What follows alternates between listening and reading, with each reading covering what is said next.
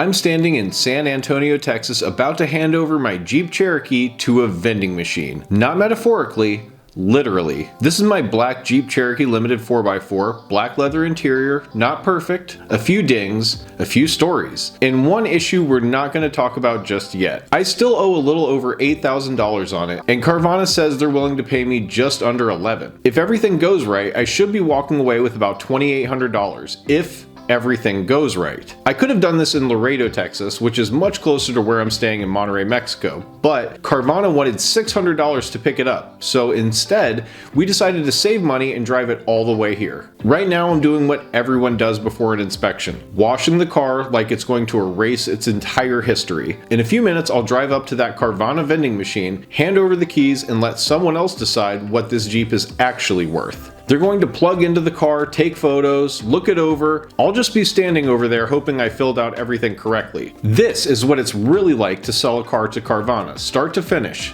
and whether this strange, very modern process actually works. So before you hand over your car to an algorithm, you wash it. Not because it changes the mileage or the loan balance or whatever a diagnostic scanner might find, but because this is the last thing you still have control over. This Jeep was dirty, not neglected, but definitely daily driven. Road dust, bugs, the kind of grime you stop noticing until you're about to be judged for it. So I pulled into a mostly empty self-serve bay and got to work, one panel at a time. I cleaned everything: exterior, wheels, door jambs, interior, places no one will ever mention in a report. Part of it was practical, part of it was superstition. If there's a checklist somewhere, I wanted to at least be on the right side of clean. The funny thing is, while I'm doing all this, the outcome is probably already decided. The offer is locked in, the numbers are set. Somewhere, this Jeep has probably already been reduced to data. And yet, standing there with a pressure washer, it still feels like preparation matters. This is the calm part. The part where you convince yourself that everything is fine, right before you drive the car to the place where you stop owning it.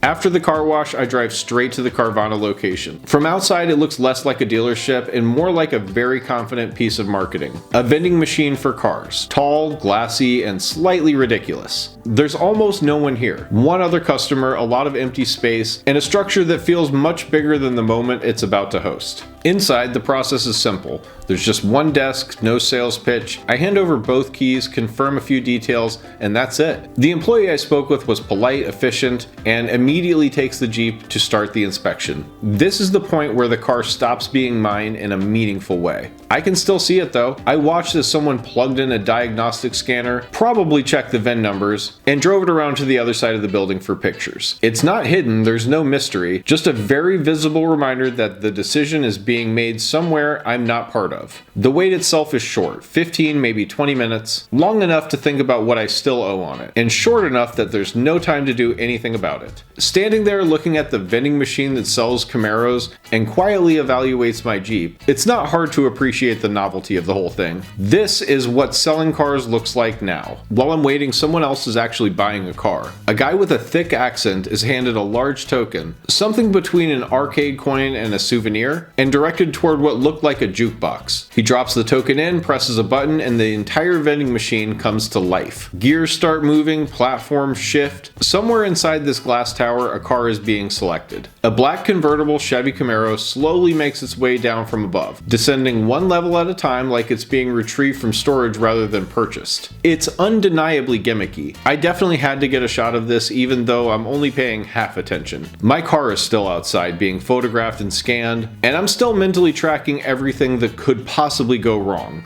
The Camaro finally reaches the bottom. After a very slow descent, the machine stops. The moment is over. It's a strange contrast, someone celebrating their new car while I'm quietly waiting to see if I get to walk away from mine. In a place designed to make car buying feel like entertainment, the most important part of the process happens almost silently, off to the side. And then it's back to waiting. After a few minutes, the employee comes back. She hands me some paperwork, looks up and says, "Everything's good to go." And that's it.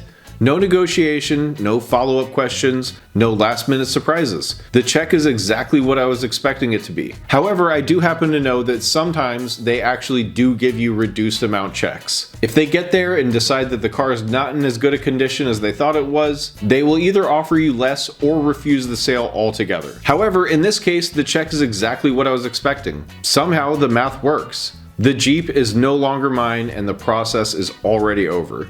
It's a strange feeling, not excitement exactly, more like disbelief that something this transactional didn't require more effort. I walked in nervous, handed over the keys, waited quietly, watched a Camaro come out of a vending machine, and now I'm done. We get back in the car and pull away from the building. The vending machine disappears in the mirror, and with it, a vehicle I've owned for years. There's no dramatic ending, just quiet realization that the plan worked. The timing worked. And driving to San Antonio instead of paying $600 turned out to be the right call. The road opens up again and we keep going. If you feel like you've learned something about the process of selling a car to Carvana in San Antonio, please give the video a like, subscribe, and be on the lookout for the next video. Okay, bye.